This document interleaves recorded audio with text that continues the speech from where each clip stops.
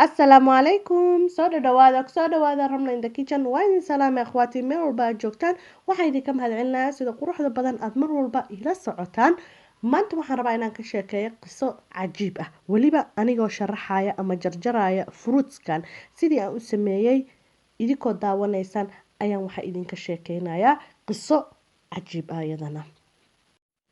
dhacdadan waxay ka dhacday dalka Mareykanka 1922 maanta waxaan ka hadlayaa Dolly iyo Fred dhacdadan aad bay iiga yaabisay naag ragga sidii shaatigii iskaga bedeli jirtay Dolly iyo Fred waxay ku noolaayeen Los Angeles 1922 Dolly waxay ahayd housewife waxa waaye haweeney la qabo laakiin aan shaqaynin ama ilmaha u joogaan ama iyaysan u joogin laakiin guriga un joogto oo aan ahayn qof shaqeeya housewife la dhahaa ma ahan qof banaanka soo shaqeeya waa xaas guri joog ah Fred wuxuu ahaa nin shaqeeya wuxuu lahaa factoriyaal iyo businessyaal badan wuxuu ahaa nin mashquul badan guriga muusan joogi jirin badanaa subaxiisuu u baxo wuxuu soo noqon jiray waqti dambe laakiin Dolly kuma aysan qanacsanayn guurkeeda happy kumaysan ahayn Fred iyo Dolly mar walba way isdagaali jireen maalin ayaa waxaa ka halaabay harqaan guriga u yaalay ay wax ku tolan jirtay markaas ayay Fred wacday waxay tiri harqaankii ayaa iga halaabay ee fuundi ii soo dir ama farsamo yaqaan Fred wuxuu u soo diray wiil yar oo jira 17 sano wiilkii gurigii ayuu soo gaaray markuu yimid harqaankii ayay tustay iyo ciladii wiilkii wuu u hagaajiyay kabacdi waa la iswareystay waa la yara sheekaystay waa la kaftamay waa la isfahmay kadibna waaba la iska helaybo Dolly waxay jirtay 33 sano wiilkuna wuxuu jiray 17 sano waxay bilaabeen maalintaas kadib in la isku ballansado magaalada oo lagu kulmo hoteelo kala duwan markastana qarashka waxaa iibaysay Dolly maxaa yeelay wiilku waxba muusan haysanin kadib muddo ayay socotay ilaa dariskii ka yaabeen ninkan maalin walba guriga imaanaya oo asaga iyo Dolly banaanka isku raacayaan lugtiisa ku badatay guriga dariska qaarkood markay weydiiyaan ninkan yaa waaye mar walba guriga imaada ninkaagoo joogin ayuu guriga soo galaa maxaa isku tihiin waxay ku tiri wiilkan waa half brotherkayga half brother waxa waaye qof walaalka ah laakiin uu aabahaa dhalay hooyada aysan dhalin ama hooyada ay dhashay uusan aabahaa dhalin half sister ayuu qofkaas ku yahay ama half brother marka Soomaali wixii lagu dhaho insha Allah commentiga noogu soo qora yaa qofka oo hooyada ay dhashay uusan aabahaa dhalin ama uu aabahaa dhalay aysan hooyada dhalin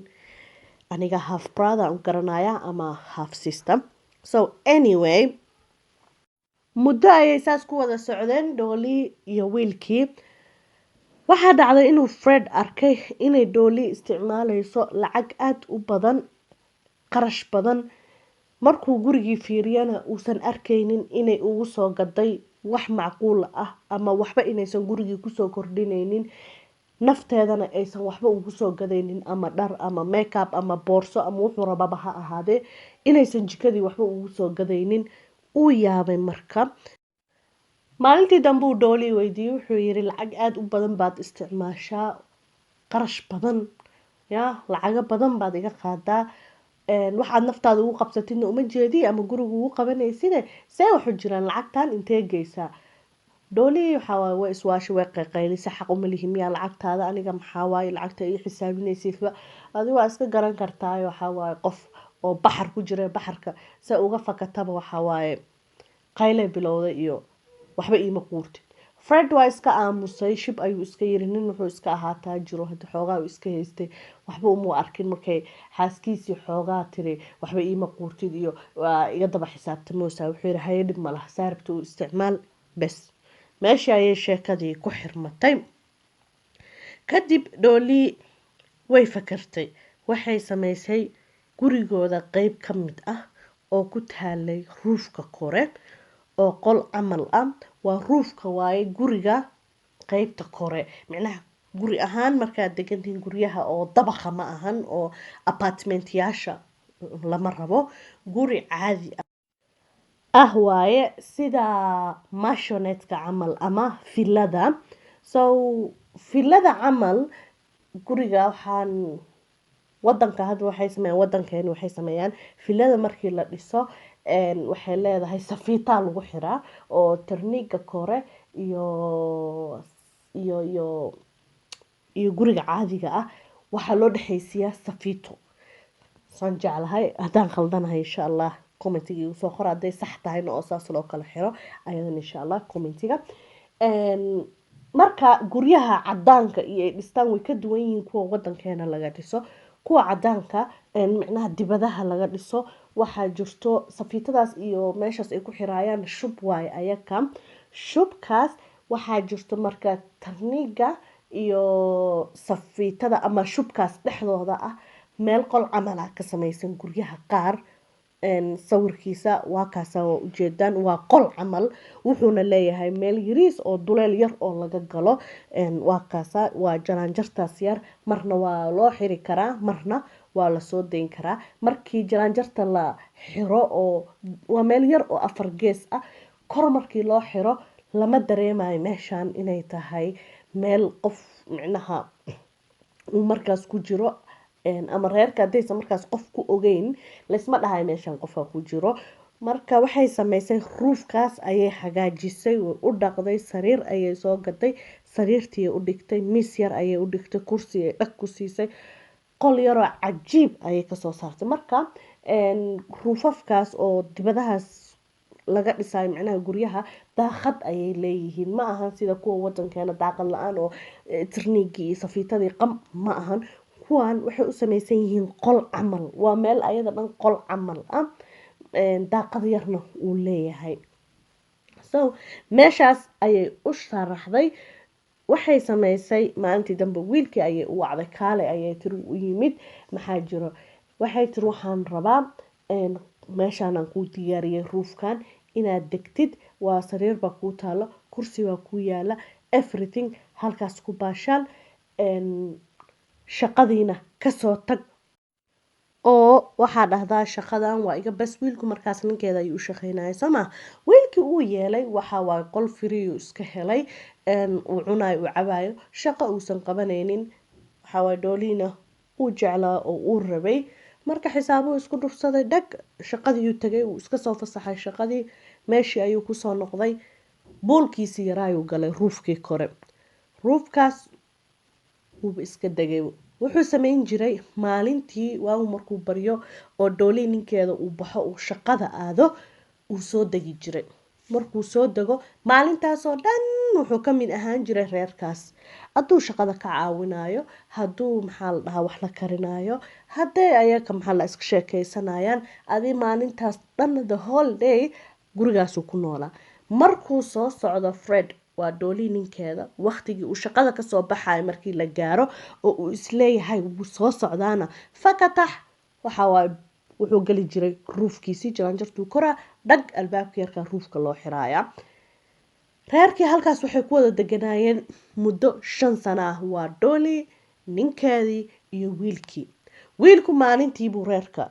joogaa hameenkiina ruufkaasuu ku xaroodaa ninkeeduna guriga hameenkii ayuu joogaa maalintiina shaqo ayuu ku maqan yahay saasay wax u kala dabaraysay 5 sano ayaa kasoo wareegatay 5 sano ka bacdi waxaa dhacday inuu yiri Fred waan ka guurayaa gurigan oo gurigan aniga waxa waaye ma rabo inaan deganaado maxaa yeelay waxba mar walba waxaan dareemaa inay dhex socdaan raashinka aan soo gado dhaqsuu dhamaadaa waxyaabo badan baan arkay oo dhaqsa dhamaanayo gurigii marka hameenkii joogo waxaan dareemaa wax inay socdaan waxla gurigan inuu wax nugula nool yahay baan dareensanahay wiiri marar badanna waan ku weydiiyaa dhooliye adiga ma dareensan tahay ma fahansan tahay dhooliye waxa waa inkiraade jag isku siisay waxay dhahday maya waxa waa adile waxa ismoodsiisay waxba ani ma dareemin waxba ma arkin leeka allay taagantay okay wuxuu yiri gurigan ani shaydaamo inay igula nool yihiin aan aaminsanahay ama ghost waxa waaye ree aakhiraad ya ama ree aakhiraada guriga igula nool ama waxa waaye jinniya igula nool hameen iyo maalinba xaaraan ay ka tahay inaan gurigan dib dambe usii deganaaneyn guri aan raadsanaa dhoolii kumay qanacsanayn guurowga laakiin maadaama uu ninkeedii uu dhahay ilaa inaan guuraan rabaa wax kale ay sameyso ma aysan lahayn hadday diidana waxay istiri ama lagu fahmaa hayay tiri laakiin shuruud bay ku xirtay waxay tiri guriga cusub aan u guureyno waxaan rabaa ruuf kore inuu leeyahay marka ruufkan guryaha qaarna way leeyihiin qaarna ma lahan qofka iskala hadbase uu u dhisto asaga ay ku xiran tahay waxay tiri ruufkaasaan rabaa in la ii hagaajiyo guri ruuf leh noo raadi hayuu dhahay ninkeedii guri ruuflaa la raadiyey waa la guuray meeshiyaa la degay dhowr bilood markii meeshii la deganaa Fred wuxuu arkay wax isbedela inaysan jirin oo gurigii hore iyo gurigan ee isla mid ay tahay oo wax marmarayaan gurigii uu dareemayo weli guriganna in lala degan yahay wuxuu fahmi waayey wixii ama waxay yihiinba waxaan guriga kula nool asaga wuu iska yaabay asagiyo yaaban asagu wuxuu aaminay inay jinniyo yihiin ama ree aakhiraad waxyaabahaas inay guriga kula nool yihiin so hameenada kamid ah ayaa dagaal xoogan waxaa dhex maray Fred iyo Dolly aad ayay isku dagaaleen ilaa uu Fred turantureeyay oo xoogaa kala tuuray wiilkii kor ayuu ku jiraa somaa ruufkii ilaa waa isla soo guureen oo ruuf baa loo diyaariyo buulkiisa yaraa ayuu ku jiraa wiilkii u adkeysan waayay qayladii iyo buuqii ninkii oo maxaa la xaaskiisa kala tuuray wixii uu soo degtay qolkooda jiifka oo ay ku murmaayeen uu toos u soo galay wuxuu arkay miiska bistoolad yar oo saaran oo Fred leeyahay bistooladii uu dafay bistooladii waxaa kula dhagay Fred asagii bistooladii xoogaa ayaa la isla xarbiyay bistooladii hal xabaa ka dhacday ruufkay ku dhacday macnaha korkore u dhacday saddex kala haddana dhacay saddexdii kale waxay ku dhaceen Fred ay xabadka uga dhaceen ilaa shafka wadnaha meeshii nafta ugaga dhacday Dolly meeshii uu hin camiratay iska qaraacantay dariskii xabadihii wixii maqlaayeen booliiska u waceen Dolly markii gurigeedii la soo gaaray oo ay booliiska imaadeen waxay la kulmeen ayadii oo ku xiran armaajada dharka oo korka furo loogaga xiray furihiina uu dhulka yaalo ninkeedii oo meydana uu dhulka yaalo way ka fureen armaajadii ayadii oo inayso oo gariirayso waxay ka dhaadhicisay tuug inuu guriga soo galay xabad watay uu ninkeeda dilay saacad qaaliya uu u xirnaana ninkeedu uu markaas xirnaan uu tuugii furtay ka bacdi markii ay qaylisay oo isay tuugii uu sidaas ku cararay booliiskii wax weyn kamay soo qaadin meeshii uu keeskii ku dhamaaday waa lagu kala tagay ninkii waa la duugay wiilkii yaraa meeshiisii ayuu deganaa waxaa dhacday inay gurigii nacdo ay tiri gurigii ninkay ku dhintay waxaas waa way guurtay guri kale ayay u guurtay gurigii kale ee u guureysayna ruuf ayay haddana u samaysatay gurigii cusbaa haddana la wada degay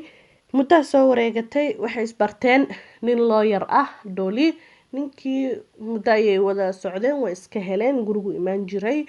ka bacdi ninku wuxuu ahaa looyarna shaqadiisa iska badan soo mashquulkiisa waxay dareentay haddana inay cilla tahay sidoo kale uu ninkan attention badan uusan siinaynin mashquulkiisa ay badan yahay maalintii markuu maqan yahay wiilkii yaraa ayaa hoos usoo deganaya maalintii halkaasay wada joogayaan markuu gabal ku dhici raba ama hameen noqon rabtana wiilkii korkiisu ku noqonaya ruufkiisii ninkii guriga imaanaya saas markay muddo ku wada socdeen dhowr sano ayaa waxaa dhacday maalmaha kamid ah ninkii looyarka waxay siisay hadiyadda waxay ahayd saacadii ninkeeda ay ku tiri tuug baa xaday ay tiri tuugna ma xadine ayadaa haysay saacadda saacadii markay ninkii hadiyad ahaan u siisay wuxuu weydiiyey saacadaan sameeyay saacadii aad dhahaysay tuuga xaday markii ninkaaga la dilaayay waxay tiri tuuga markii aan qayliyay iyo xabadii wixii uu khalkhalay kabacdi way ka dhacday saacadii orodkii uu ordayay marka sidii aan dhulka uga helay dhahday anyway saacadii ninkii dhakab ee ku siisay waxba umuusan arkin muddo ka bacdi ayada iyo ninkii looyarka waxa waaye waa isfahmi waaye sideena ku kala hareen ka bacdi waxay baratay nin kale oo businessman oo magac leh muddo markay wada socdeen ninkii ay maalmaha kamid waxay u keentay bistooladii lagu dilay ninkeeda waxay ku tiri bistooladan waa tii ninkeyga lagu dilay booliiskana hadday gurigay waxaas ku arkaan ama baaritaan kale ma rabi inay iga shakiyaan, aniga ma dilin ninkayga. Tuugii dilay aa ka cararay bistooladan oo meesha ugaga tagay. marka waxaan rabaa inaad qaadid ood meel ku qarisid oo xabaashid bistooladan oo aad iga qarisidaan rabaa. ninkii businessmanka waxba umuusan arkin, hayuu dhahay inuu saacideeyo ayuu diyaar u ahaa. uu qaaday bistooladii meel ayuu ku qariyay. ninkii sidii ayuu ku caawiyey, laakiin muddo ka bacdi waxaa waaye waa isfahmi waayey, dagaal xoogan ayaa dhex maray. kabacdi ninkii waa xanaaqay, booliiskuu tegay, bistooladii ayuu u geeyey, waaba fashilay. wuxuu dhahay booliiska bistooladana idiin hayaa, Dolly ayaana ii dhiibtay, waana bistooladii ninkeeda lagu dilay. Dolly waa lasoo qabtay, waa la xiray. xabsiga waxaa kusoo booqday ninkii hore oo looyarka ah. waxay tiri waxaan rabaa inaad asxaan yar ii samaysid, raashin iyo qudaar iyo waxyaabo yaryar intaa gadid orodoo gurigeyga ii geeye. markaasuu yiraa guriga de keligaabaa ku noolaay, adigina xabsi baad ku jirtaa, yaa loo geynayaa alaabtan. waxay tiri walaalkaybaa guriga jooga oo alaabtan u baahan, waxna ma soo gadgadan karee, kac u gee. uu baxay looyarkii, wax weyn umuusan arkin. uu qaaday alaabtii waxyaabihii u dirtay, gurigii ayuu geeyey. gurigii markuu geeyey ayuu wuxuu la kulmay wiilkan oo gurigii jooga. wuxuu yiri waryaad ahayd adiga. wiilkii waa iska burqaday. wuxuu u sheegay wax walba, inuu halkaas almost 10 sano uu ku noolaa, uu ruufkaas ku jiray, Dolly inay isjecel yihiin, sida u wada noolaayeen, wax walba. ninkii looyarka ahaa, wiilkii wuxuu ku yiri wax ma kuu sheegaa, aniga Dolly inaan ku noqdaan rabaa xabsiga markay kasoo baxdo oo aan isguursano. haddaadan rabin booliiska inaan kuu sheego oo lagu xiro, sida ugu degdega badan uga bax gurigan, magaalada dhanna kuguma arki kari. wiilkii sidii ayuu ku cararay oo gurigii uga tegay, magaaladii oo dhan wuu iska tegay, magaalo kale u galay, magac kale ayuu samaystay. kabacdi Dolly waa lasoo fasaxay, waxaa lagu waayay oo dambiya. waagaas fara iyo wax baaroow iyo ma jirin. bistooladana bistoolad waxay ahayd gabowday oo 10 sano ka hor wax lagu dilay. so anyway waa lagu waayay wax dambiya, waa laiska soo fasaxay. Dolly iyo looyarkii ayaa wada degeen gurigii, muddo waxay deganaayeen 7 sano ayay halkaas ku wada noolaayeen. sidii ayakoo u wada noolaya waxaa dhacday maalin maalmaha ka mid ah, looyarkii oo guriga ka maqan inay Dolly nin kale keentay. looyarkii ayaa guriga yimid, ninkii ayuu arkay, waa masayray, waa xanaaqay, waa qayliyey. uu baxay, booliiskii ayuu u tegay, wuxuu u sheegay wax walba uu ogaa. Dolly inay ogtahay ninkeeda waxa dilay, muddo 10 sano nin inuu ruufka u deganaa, bistooladaas uu hadda ka hor uu la keenayay booliiska inay tahay bistooladii lagu dilay ninkeeda. wixii oo dhan buu sheegay. booliiskii way baxeen, waxay soo qabteen Dolly, way xireen. wiilkiina muddo sanad ayaa la raadinayay. kabacdi waa lasoo helay, asagina xabsiga lasoo dhigay. kabacdi wiilkii wuxuu u sheegay inuu halkaas 10 sano deganaa, inay Dolly isjeclaayeen, sababtu u baxay, wax walbuu u sheegay. kabacdi Dolly iyo asagii loo yaray qabsadeen, baaritaan badan ayaa la sameeyay. waagaas hadee adduunkan oo kale ma ahayn, wax walba fara laga qaadaa, cadeymo, proof, everything proof, meelaha iska yaal ma ahayn. adii wax dambiya waa lagu waayay. wiilka waxaa looyarkiisu ugu dooday in la abusay oo xoog ay naagta ku haysatay, waxsaas camala. waa la iska soo fasaxay. Dollyna sidoo kale bistooladii fara ma laga qaadi karo, fara lama qaadi karin, waagaas lama baari karin. ayadana sidoo kale wax dambiya waa lagu waayay, waa la iska soo fasaxay ayadina. wiilkii sidoo kale magaaladii dhan ayuu ka tegay. wuxuu bilaabay inuu buugaag soo saaro. intii uu ruufka ku noolaa ayuu buugaag qori jiray, noveladii ayuu soo saaray. magac cusub uu kusoo saaray, uusan magaciisa saxda ahayn, micnaha magac kale. ayadiina xabsigii kasoo baxday, waa guursatay nin kale. ninkeedaasay iskala nooleyd. halkaasay sheekadiiba ay ku dantay. Fredna wixii dilay ilaa hadda lama soo qabanin, oo keeskiiba halkaasuu ku dudumay, halkaasuuna ku dhammaaday. halkan ayaan kusoo gabagabeynayaa qisada maanta. welcome to our family. haddaad nagu cusub tahay ha hilmaamin subscribe-ka dhag inaad ku siisid, kambaleelkana furo, like-ta ha naga hilmaamin. ayadana dhiiragelin ayay noo tahay, channelkana horumar ayay gaarsiinaysaa. usii sheer garay asxaabtaada iyo familkaaga. adigana wixii fikradaada comment sectionka igu reeb. daawasho wacan. assalaamu calaykum.